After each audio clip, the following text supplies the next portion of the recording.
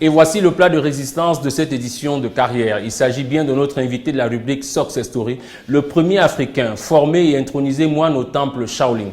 Il est présenté comme le Bruce Lee africain, car Dominique Sartenant, en parallèle à sa carrière dans les arts martiaux, est également vice-président de la Fédération internationale Chine-Afrique et chef d'entreprise. Il faut donc voir que c'est un homme pluridimensionnel qui impacte de par cette trajectoire, lui qui a réussi à organiser ici à Yaoundé au mois d'avril dernier le premier festival africain d'arts martiaux. Voici l'intégralité du portrait de Dominique Sartenant présenté dans cette édition par Merveline Tapi.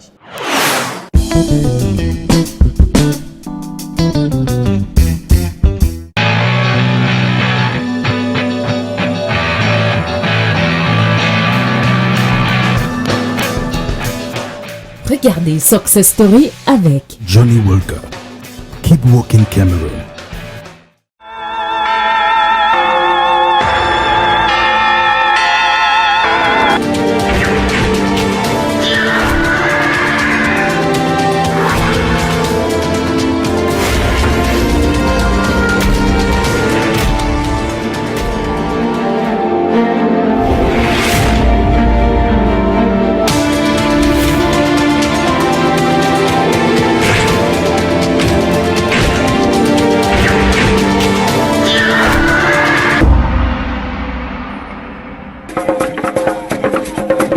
Tchang, deuxième grande cité de la région de l'Ouest après Bafoussam.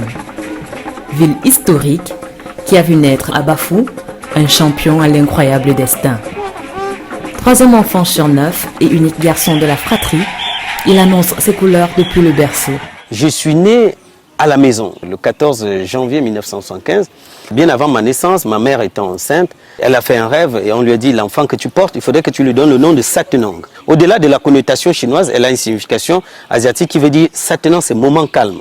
Chez moi, Satenang, c'est un homme qui impose avant de s'installer. C'est la signification qu'on peut donner en Tchang aussi. Âgé de 6 ans, il entame ses études primaires à l'école publique de Dimenzou dans la Menois. Son père est ingénieur de travaux publics et sa mère femme au foyer. Sans toutefois abandonner ses études, le petit garçon développe très vite son sens du business. Mon papa, il est revenu un jour un week-end. Il m'a trouvé avec des petites chaises en bambou. Mon père se demandait comment j'avais pu faire pour faire ces chaises-là. Alors mon père m'a demandé si c'était possible de leur faire cela. Quand il est venu à son prochain voyage, j'en avais fabriqué une vingtaine qui était là, à 6 ans et demi, 6 ans et demi. Alors mon père se dit, mais c'est pas possible. Qu'est-ce que tu vas en faire de tout ça? Je dis, je vais les vendre. Il dit, c'est pas vrai. Tu veux les vendre? Je dis, oui. Alors mes sœurs aînées, ils m'aidaient donc à transporter ces chaises du village de Bafou jusqu'à Tchang en ville. Donc ça fait quasiment presque 25 km. Et on allait les vendre.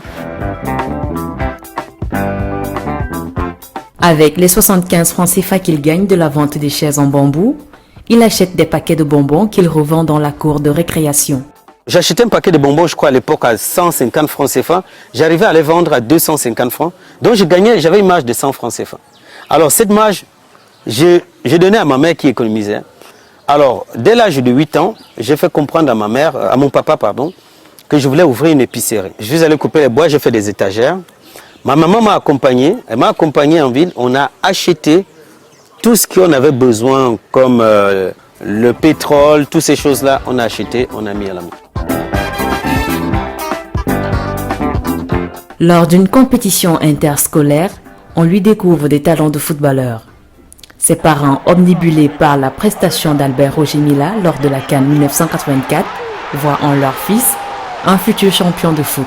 Le match d'ouverture au tirage au sort, qui aujourd'hui, quand j'ai vu le match des Lions Indomptables de 90 avec l'Argentine, ça m'a mémorisé, m'a rappelé mon match d'ouverture avec mon école, et je crois l'école publique de Fonzon, qui était considérée comme une des grandes écoles, et que cette école a perdu contre notre équipe en match d'ouverture en présence du roi qui est mon grand-père, le roi de Bafou qui est mon grand-père, et qui avait marqué l'unique but, c'était moi qui avais marqué cet unique but. Justement, partant de là, ma vie a changé complètement. Du coup, je deviens le capitaine dans les mois qui suivaient de l'école. Quand mon école a perdu donc, le championnat en cours, justement, les autres écoles m'ont recruté pour pouvoir jouer avec eux pour terminer le championnat.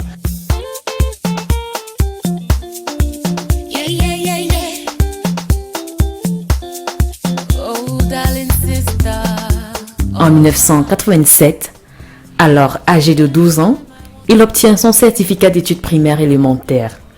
Ses parents décident qu'il ira poursuivre ses études dans une école de football à Douala. Un changement radical qui bouleverse la vie du jeune enfant.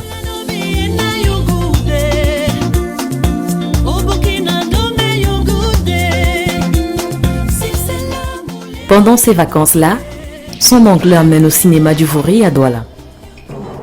À travers le grand écran, il découvre les arts martiaux, mieux encore, un héros qui sera pour lui une source d'inspiration. Pendant ces vacances, mon oncle qui m'amène justement au cinéma Le Vouri, voir un film, j'arrive, le film c'est Opération Dragon. Alors, j'arrive dans la salle, je vois un grand écran. Est-ce que je connaissais d'abord la télé? Le film commence.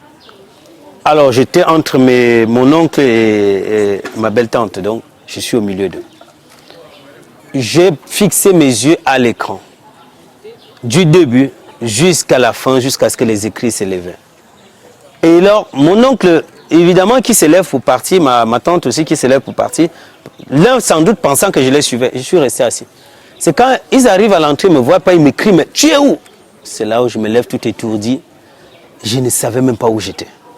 Qu'est-ce que je venais de vivre?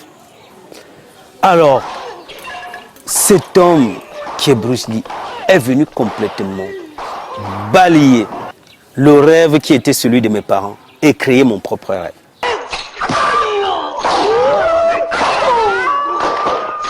Et ce fut le déclic. Fini les ambitions de footballeur. Désormais, il veut faire du kung-fu et rien, ni personne ne lui fera changer d'avis. Le samedi qui suivait, il m'amène, comment on appelle? Il m'amène au stade. Pensant me faire plaisir, c'était même plus mon problème. Je suis allé, on a regardé le match. Je reviens, je lui fais comprendre que est-ce que tu peux me trouver le club de foot comme j'ai envie de faire du kung-fu? C'est là où le choc vient. Il me dit, sa préoccupation, c'est de savoir où est-ce que je peux trouver une école de football. J'ai dit, en réalité, ça ne m'intéresse plus le foot. J'ai envie plus que... Il est resté à un moment donné sans parler. Il me dit, mais qu'est-ce que tu dis? J'ai dit, non, je pense que j'ai trouvé ma voie. J'ai que 11 ans à l'époque. Alors, lui tétanisé par cette réponse, il écrit à mon papa pour lui faire comprendre ce qui se passe, puisqu'à l'époque, il n'y a pas de téléphone. Mon papa répond avec une lettre rouge, écrite en stylo rouge. Parce que chez nous, quand on t'écrit en stylo rouge, ça exprime la colère. Alors mon papa mon oncle qui reçoit le courrier avec le stylo rouge, qu'est-ce qui se passe? On a envoyé cet enfant faire... Vous parlez de cas martiaux de quoi? Le kung-fu? Avec la Chine qui est pauvre comme ça, il va faire quoi de sa vie avec le kung-fu? Alors mon oncle qui rapporte me dit, écoute, je n'ai pas de choix. J'ai dit, ça c'est votre problème. Le mien, mon choix est fait. Et personne ne changera d'avis. Petit à petit, l'oiseau fait son nid. Tu es né pour réussir, alors garde le sourire. Avec force et détermination, il impose son choix à ses parents. Ces derniers abdiquent, mais à une condition.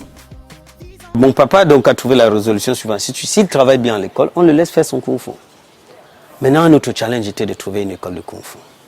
On m'a d'abord fait comprendre qu'il y avait un certain Happy qui apprenait du kung-fu. Alors, et c'était l'art de Bruce Lee même, parce qu'il faisait du nunchaku. Alors, j'étais tellement, waouh, c'est du bonheur, ça c'est vraiment du bonheur qui m'amène. J'arrive un soir, il me regarde, du haut en bas, qu'est-ce que tu veux faire? Je dis, je viens apprendre du kung-fu. Il me dit, ok, c'est bien. Alors, on me dit, on va te faire un petit test. Seigneur Jésus. Alors là, il y avait un garçon, il avait les veines partout. Il devait avoir presque 20 ans ou une vingtaine. Moi, j'avais à l'époque quoi, 11 ans. On me met avec ces garçons. Alors, je me mets en garde. Dans ma détermination, effectivement, je ne veux pas me laisser faire. Alors, après quelques échanges, j'ai reçu un coup à l'œil, boum, qui m'a projeté. Je suis allé tomber à 2-3 mètres. Alors, j'ai eu l'impression que l'œil était broyé à l'intérieur. Alors, Il vient, il tend la main, il me lève, il me dit bienvenue au club. Ne perds pas la raison, ne dis pas que t'abandonnes. Eh bah, crois en toi, garde espoir. Entre sa passion pour cet art martial et ses études, Dominique tient le bon bout. Pour poursuivre ses rêves, il doit fournir d'excellents résultats à l'école. Quand j'ai commencé la première année, premier trimestre, pour ne pas que mes parents m'arrêtent la pratique, j'étais premier de ma classe. Je ne voulais pas laisser l'occasion à mes parents, une seule opportunité de me dire arrête parce que c'est à cause du Kung Fu. Garde espoir, Hakuna Matata, ça ira. En classe de première, bien qu'il fût premier de sa classe, il n'obtint pas son probatoire. Alors, il s'en va tenter l'aventure au Gabon où il a de la famille. Une odyssée périleuse. Faute d'obtention du visa lui donnant accès légal sur le territoire gabonais, il y va comme un clandestin. J'arrive à la frontière. Alors, il y a un monsieur qui ne veut rien comprendre. Il récupère nos passeports, il dit bon venez. On arrive, on est assis. Il revient tout farouche. Le commissaire de Habitant me dit écoutez, mettez-les tous ce visa de refoulement, ils rentrent chez eux. On ne veut personne ici. Alors, je suis resté comme ça, je croyais que le ciel s'était écroulé sur moi. Donc, déjà ma mère a prêté 80 000 francs CFA pour que j'arrive là. Donc, j'ai déjà utilisé plus de la moitié de l'argent, il ne me restait que 35 000 francs CFA sur les 80 000. Donc, ils collectionnent nos passeports, donc ils sont là, et on les appelle pour une intervention. Ils sortent, il y a l'autre policier, les autres policiers qui étaient un peu distraits. Alors, puisqu'il a pris nos passeports, il a tiré son tiroir, il a mis. Je parle du commissaire. Les gens étaient un peu distraits. Je suis rentré dans son bureau, j'ai tiré le tiroir, j'ai pris mon passeport. Les mamans, je disais, on va le tuer. J'avoue que on m'aurait attrapé là, je ne serais pas devant vous, je suis allé me cacher. Le soir, je suis venu, j'ai donc posé la question. Il y a un jeune qui m'amène vers un monsieur, un papa. Le papa me regarde, me dit, il me demande 70 000. Il me dit, je lui dis, je vous paye la moitié tout de suite, la moitié quand on arrive à Libreville. Je ne lui fais pas croire que je n'ai pas d'argent. Il me regarde comme ça, il me dit, bon, vous êtes trop habillé. Il va y chercher un jean crasseux. Il mouille dans l'huile moteur, il met de l'huile de moteur dessus, il me dit, porte ça. Il enlève mon t-shirt, il me demande de porter encore un t-shirt noir. Il me dit, bon, pour l'instant, tu es mon motoboy. Donc, quand on arrive au stade de contrôle, tu prends le clic là, tu vérifies les roues. Alors, c'est une pick-up et je dois rester suspendu et parcourir 900 km, presque 1000 km, sur une route non goudronnée. C'est-à-dire que j'arrive comme ça, j'ai le temps juste de prendre de l'eau et laver pour qu'on voit mes yeux. Parce que je suis en poussière partout. Donc, quand on arrive au contrôle, je descends et elle me dit, vas-y, vérifie. Donc, alors, comme le Gabon n'a pas le même accent que le Cameroun, il ne faut pas parler. Donc, je suis soumis. Là, c'est la vie là. Donc, j'arrive à un contrôle et un policier qui dit, mais lui là, tes papiers sont où? Il lui dit, non, c'est mon moto. Il vient me dire, viens. Il me dit, donc, le monsieur me dit, va là-bas. J'ai joué le film comme ça, du début jusqu'à arriver au Gabon. Nous sommes en novembre 1994. L'année scolaire est entamée depuis quelques mois déjà. Il est urgent de trouver une école où il devra poursuivre ses études. Quand j'arrive au Gabon, j'essaie d'aller au lycée technique Omar Bongo. On me dit, pas de place, l'heure est passée. Parce que j'arrive en novembre. On me dit, il n'y a pas de place. Je dis, ok, d'accord, c'est pas grave. Où est-ce que je peux m'inscrire? J'ai envie de faire un bac comptabilité. On me dit, vous avez peut-être un lycée privé, mais ça coûte cher. Je dis, c'est pas grave. J'arrive là-bas, on me fait comprendre que la scolarité coûte 70 000 par mois. 70 000 par mois. Et j'avais voyagé avec mes tableaux. On m'a dit, au Gabon, ça peut faire bon prix. Donc l'esprit du commerçant là n'avait pas quitté dans ma tête. J'en avais ramené, je crois, 3. Et vous savez combien j'ai vendu le tableau? Je crois 120 000 le tableau. Non, 45 000, voilà. Donc j'avais économisé, je crois, 120 000 au total, les 3 tableaux. J'ai pris l'argent des tableaux. J'ai payé ma mois de scolarité. J'ai payé tout, mon inscription et tout ça.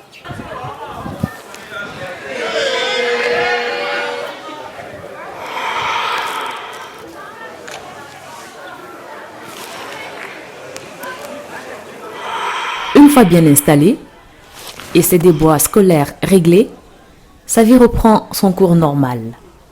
Un matin, alors qu'il fait son footing habituel, Dominique fait la rencontre de celui-là qui deviendra son premier maître chinois de Kung-Fu. Un matin, je rencontre au parc un Chinois. C'est pas possible. Il est en train de faire les arts martiaux. Alors je me rends vers ce Chinois. J'ai dit au Chinois, bonjour. Il ne me répond pas. Hello, il ne me répond pas. En anglais comme en français, il ne me répond pas. Alors je veux lui faire des signes que j'ai envie de travailler avec lui. Je dis, mon signe peut être mal interprété, pensant que j'ai envie de l'affronter. Et nous, à l'époque, on pensait que tous les Chinois étaient forts. Donc là, il ne faut pas tester l'intestable. Donc là, ce qui n'est pas testable, il ne faut pas. Donc n'essaye pas. Alors, finalement, je me mets à genoux et je lui fais le signe de salutation que m'a appris mon maître Njo, Serge. Et là, il vient, il me tire la main, il me dit, et je lui fais comprendre par les gestuels que j'ai vraiment envie de, en implorant mes mains, il écrit par terre 5h30. Alors là, j'ai compris tout de suite que c'était pour me dire, viens travailler avec moi à 5h30. Tous les matins à 5h, j'étais déjà là. Quand il part, je crois 2 semaines ou un mois plus tard, je m'étais fait mal au genou en faisant un salto, triple salto. Et on me conseille qu'il y a un médecin, acupuncteur chinois qui s'appelle Huang Peng, qui soigne ce genre de problème.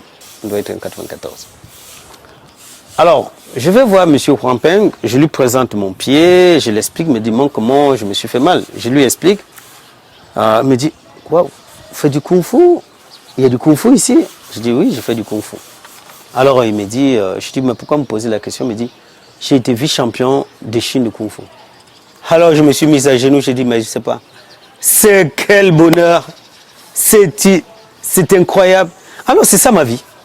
C'est-à-dire, à chaque niveau, il y a quelque chose qui m'arrive comme ça. Et c'est pourquoi je dis à la jeunesse, il ne faut jamais se décourager. Il faut toujours s'accrocher et penser positif, penser grand, être optimiste dans la vie.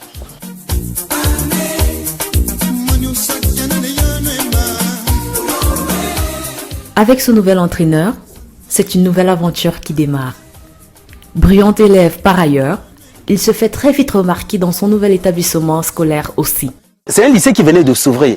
Donc là, ils avaient besoin des têtes pour passer, qui pour gagner l'examen et donner la renommée pour leur école.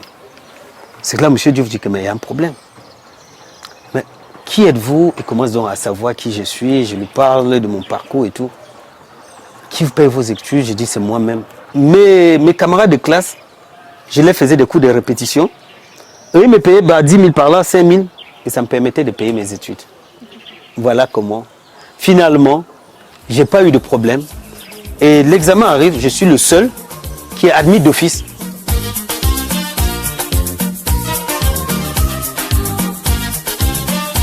Une performance qui lui donne accès direct à l'école de commerce du Gabon, sans passer par voie de concours comme cela se fait d'habitude pour tout candidat à cette prestigieuse école. En première année, il est reçu par le défunt président gabonais Omar Bongo Ondimba, qui félicite le travail abattu par Dominique Satenant pour la promotion du Kung Fu au Gabon.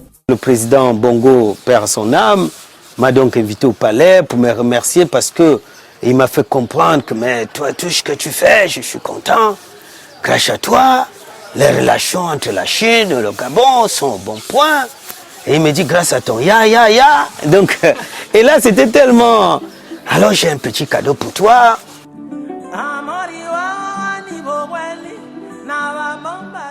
Malgré le succès qu'il connaît dans sa carrière sportive, il demeure un étudiant exemplaire. Après 3 ans de formation initiale, il obtient un brevet de technicien supérieur en comptabilité. Le BTS fini, je suis major de ma promotion. Je ne veux pas arrêter là, je tiens à poursuivre mes études. C'est comme ça que je m'inscris donc au cycle maîtrise. Il fallait faire 2 ans pour passer donc maîtrise professionnelle. Donc je sors de là avec ma maîtrise en poche. J'ouvre tout de suite mon cabinet, j'ai 22 ans, 23 ans. J'ouvre tout de suite mon cabinet. Au vu de tout ce que je faisais au Gabon, l'ambassade de Chine qui m'approche me dit « Qu'est-ce qu'on peut faire pour toi ?» Je dis « J'ai besoin juste d'une chose. J'ai envie de me rendre au cœur de cette culture, là où cette culture a été créée. » Il me dit « Vous voulez aller en Chine ?» J'ai dit « Oui. » Étant donné que j'avais déjà une invitation, Je lui dis, je veux un visa pour aller en Chine. Il dit, c'est le visa que vous voulez, il n'y a pas de problème. Il me récupère mon passeport, il va me donner le visa.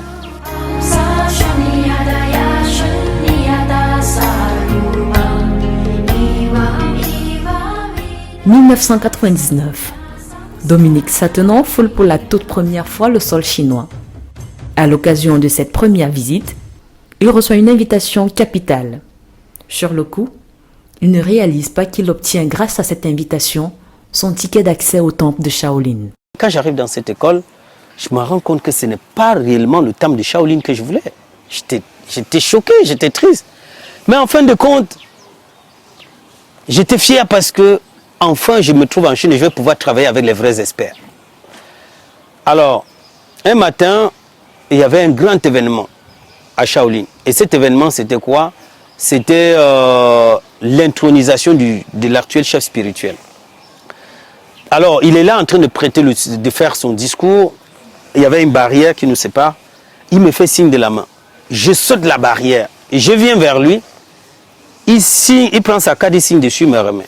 Il me parle, il me fait une photo avec lui. J'ai pris cette carte, je suis allé voir la direction étrangère. J'ai dit non, j'ai envie d'apprendre à Shaolin. Ils me disent non, ici ils n'acceptent pas les étrangers. Je dis comment ça vous acceptez pas les étrangers? J'ai une invitation du chef spirituel, c'est le chef spirituel qui m'invite ici. Il me dit donnez-nous la carte. J'ai dit non. Faites la photocopie, vous me le remettez. Donc, ils m'ont dit de revenir le lendemain. Le lendemain, quand je reviens, il me dit oui, le chef spirituel a demandé que j'apprenne ici. Alors là, il me demande quand je voulais commencer, j'ai dit tout de suite.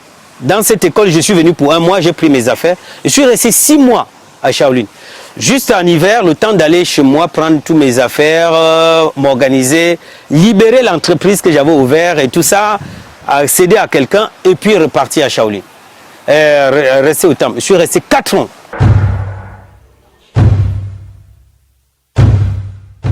Le jeune maître découvre ce milieu atypique où l'humilité est reine. La formation est ardue. Seule la patience et la détermination lui donnent la force d'avancer. Des qualités qui feront de lui le tout premier Africain à intégrer le mythique temple de Shaolin. À Shaolin, il y a des différents groupes. On m'a affecté dans un groupe. Et dans ce groupe, qu'est-ce qui se passe? Le maître qui nous prend dans notre groupe, on se met à travailler et il faut se lever à 4h30. Il y a un gong qui sonne et vous vous levez. Je me lève ce matin. Pour nous, c'était le tour de prière d'abord. Bon, je vais. La semaine qui suivait, c'était nous qui devrons parcourir le mont Songshan. Alors, évidemment, les autres ont peur de la chaleur parce quand il fait chaud en Chine, il fait extrêmement chaud. Quand on arrive au moment des entraînements, là on doit apprendre les mouvements, les techniques et tout ça. Le professeur m'envoie se mettre dans un coin et de me mettre sur des postures et tout ça, ou sur Yatouez, donc l'étirement. Alors, j'étais choqué. Je dis, mais comment je suis un maître d'arts martiaux, me demande de venir faire ce genre de choses? Ok. Je prends un moment à passer. Après un moment donné, je me dis, est-ce que c'est parce que je ne paye pas que je dois subir un tel traitement? Je vais quand même me plaindre auprès de la direction, ou peut-être parce qu'il y a un problème de langage. Alors, et je me plains, on me dit, écoute, il faut que tu travailles. Je me mets à travailler. Alors, finalement, j'ai compris. En réalité, il était important que je quitte le corps de maître et que je rentre dans la peau de l'étudiant. Et c'est là le début de la pratique des arts martiaux. L'humilité.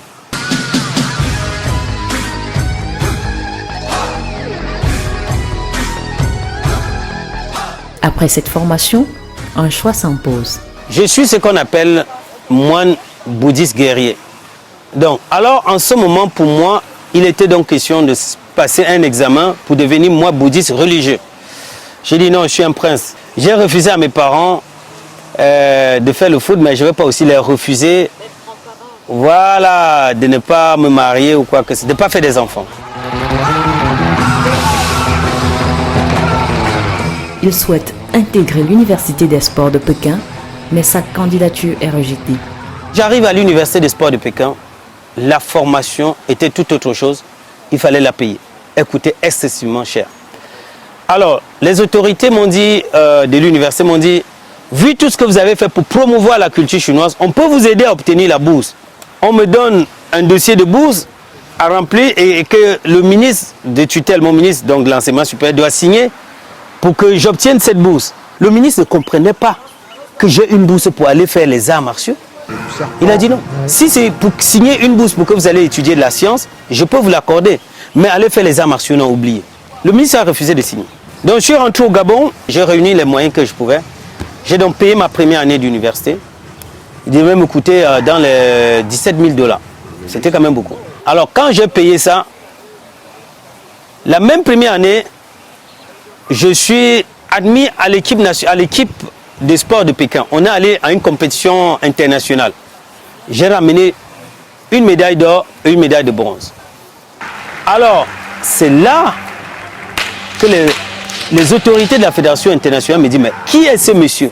Donc, vous avez décidé donc de venir à Shaolin, à l'université. J'ai dit, oui, j'ai envie de faire des compétitions.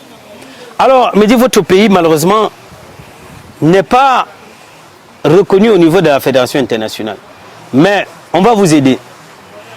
Et c'est là alors qu'ils m'ont dit, toutes les compétitions que je prenais part étaient prises en charge par la Fédération internationale. Ils ont même pris aussi une part des frais de ma formation à l'Université des sports de Pékin. Alors, j'ai multiplié dans les compétitions. L'année qui suivait, champion du monde. Alors, c'est là où la Chine s'intéresse à mon profil. Ils font un film documentaire sur moi qui s'appelle Le Bruce Lee africain.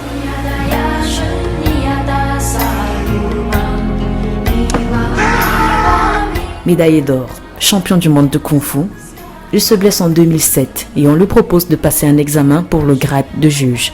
Je me blesse l'année suivante au genou, en 2007. J'arrête donc des compétitions. Et eux me conseillent donc, en 2006, oui, ils me conseillent donc de passer un examen de juge. On va donc à Shanghai.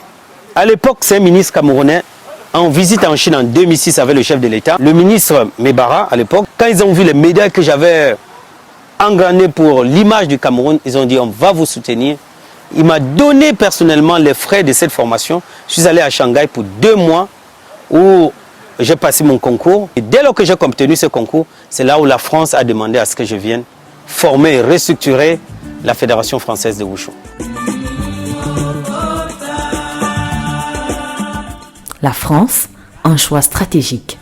J'arrive en France, voilà, je suis salué par les autorités françaises qui me donnent toutes les facilités pour permettre que je puisse vraiment aider à la restructuration de cette discipline. Voilà. Et c'est partant de là que je me suis mis aussi à travailler pour moi dans ma vision, à dire qu'est-ce que je dois aussi faire. Je me suis mis à travailler, à cogiter, à me mettre dans l'idée qu'il faut que je fasse quelque chose demain. Alors d'où j'ai créé une association, d'abord association franco-africaine de Wushu, pour d'une part développer la culture chinoise et d'autre part développer la culture africaine.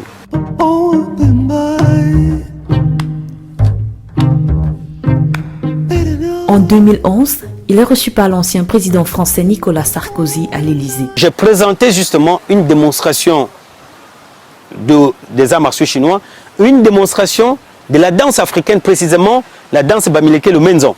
Et c'est au sorti de cette démonstration que Kala Bruni me dit, mais c'est incroyable, c'est une belle démonstration. C'est quoi le nom? Et je lui sors de manière spontanée, j'ai dit, ça s'appelle Shaolin Black and White.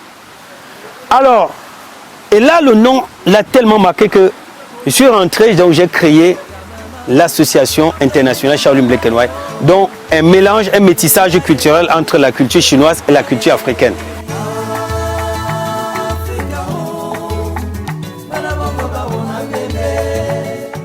Enseignant, séminariste à l'Université du Havre et à l'Institut Confucius, la vie et le parcours de Maître Satenan sont publiés dans cet ouvrage « Ouvre ta main et tu posséderas le monde », édité chez Robert Laffont. Un livre héritage qui pour lui peut servir de boussole à la jeune génération. Fort de cette notoriété, ce digne fils du terroir a organisé du 2 au 8 avril dernier au Cameroun la toute première édition du tout premier festival africain des arts martiaux, FADAM, à travers l'association internationale Shaolin Black and White que dirige l'ancien athlète camerounais spécialiste du Kung Fu. La jeunesse se tourne plus beaucoup à la facilité. C'est ce qui est facile qui est beau. La jeunesse a tendance à dire mon échec c'est à cause de X ou Y. Or, parfois l'échec peut être très important. On peut tirer beaucoup de leçons donc, dans l'échec. Donc il ne faut pas prendre l'échec pour une fatalité. Mon parcours aujourd'hui, je l'ai résumé donc, au tritype DVD. Donc D pour discipline, V pour volonté et l'autre D pour détermination. Parce que dans la vie des moines aujourd'hui, ce qui caractérise les moines, c'est la discipline, la volonté. C'est-à-dire vraiment d'aller au-delà où on peut les attendre le moins. Et la détermination. Parce que la volonté ne suffit pas. Il faut la détermination. Et la volonté, c'est la seule chose que nous pouvons, aujourd'hui, seuls nous pouvons la détenir. Personne ne pourra nous accorder cela. Maintenant, cette volonté qui ne suffit pas, comme je le disais, il faut ajouter à cela une détermination. Donc, ce parcours de vie et cette formation aujourd'hui, les arts martiaux viennent forger l'être humain, viennent apporter chez l'être humain une certaine assurance pour pouvoir mieux communiquer. C'est ce qui m'a amené à créer le Festival africain des arts martiaux, donc le FADAM, qui est un moyen de pouvoir justement sensibiliser cette jeunesse, de pouvoir donner une opportunité à cette jeunesse qui peut également aussi affronter non seulement leur peur, mais aussi apporter leur savoir et partager leur savoir. Hello, all my friends in Africa and martial artists around the world. I'm Jackie Chan. Of course, you know me. And also, thank you, my friends, Master Dominic, the African Bruce Lee, invite me as a special guest to the first Africa Festival of Martial Arts. Although I cannot join you today, I would like to wish you the great success of this event. May the peace and love be with you. And long life.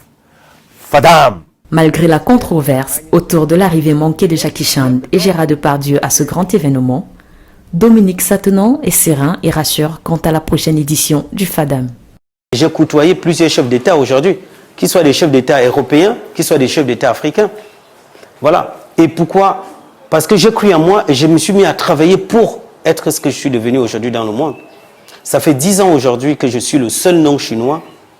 Déjà être habillé ainsi parce que je suis le seul depuis 10 ans qui a habilité à officialiser les championnats du monde de Kung Fu traditionnel. Je suis le premier juge international mondial de Kung Fu et je suis aujourd'hui le plus gradé au niveau des arts martiaux chinois. Voilà, notre pays vient d'abriter le premier festival africain des arts martiaux qui s'est déroulé à Yaoundé, à Douala et à Limbé. Aujourd'hui, tout le monde en parle. Jackie Chan qui a envoyé un message qui a été empêché à la dernière minute, qui a fait comprendre que mon ami, Maître Satenan, le Bruce Lee africain, je suis honoré de son invitation. Le fait qu'il a déclaré d'être mon ami, c'est là où beaucoup de gens ont commencé à dire « Ah oui, tiens ». Et je sais que la prochaine édition, il sera là physiquement. Je le fais pour cette jeunesse africaine qui a besoin d'un repère, qui a besoin d'un modèle. Et c'est pour moi, c'est très important qu'on ait un modèle. Moi, aujourd'hui, je suis ce que je suis grâce à Bruce Lee. Bruce Lee a été mon modèle, mon idole. Et aujourd'hui, grâce à lui, je suis devenu ce que je suis.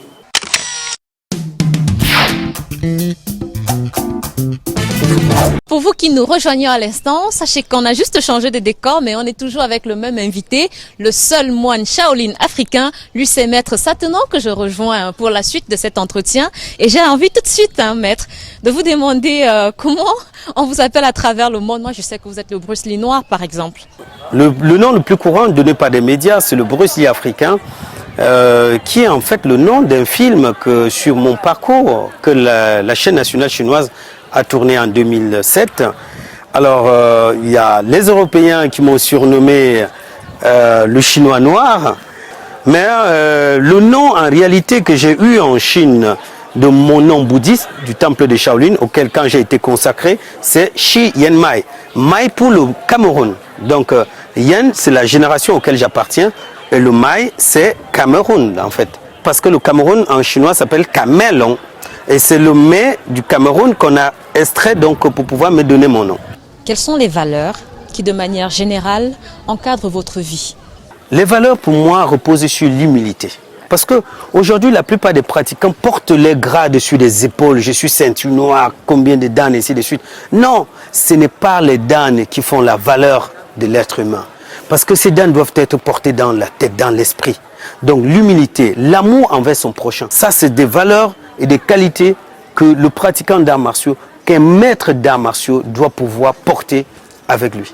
Et quel est le conseil, on va sortir par là, que vous donnez ce soir à la nation entière, à ces jeunes qui rêvent, à ces enfants qui ne savent pas ce que leur réserve demain et qui n'osent pas encore? Qu'est-ce que vous leur dites? Il faut croire en vos rêves et que personne ne vous fait changer. Et ne jamais considérer l'échec comme une fatalité. Parce que dans la vie, vous pouvez avoir des hauts et des bas. Et ce n'est pas parce que vous êtes au bas que la vie est finie là-dessus.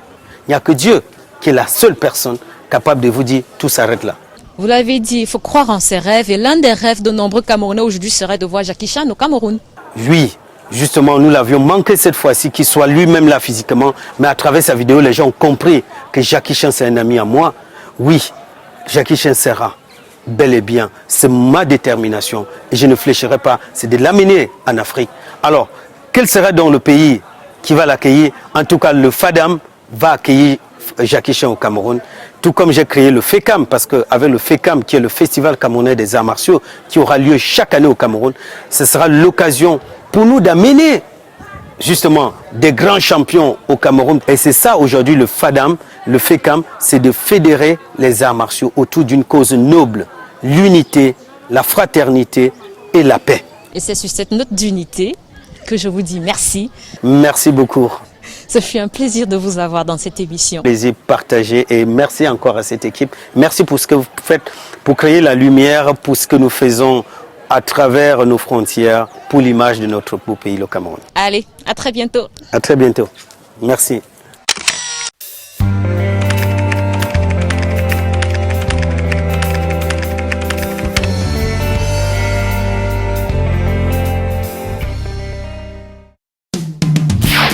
Mm-hmm.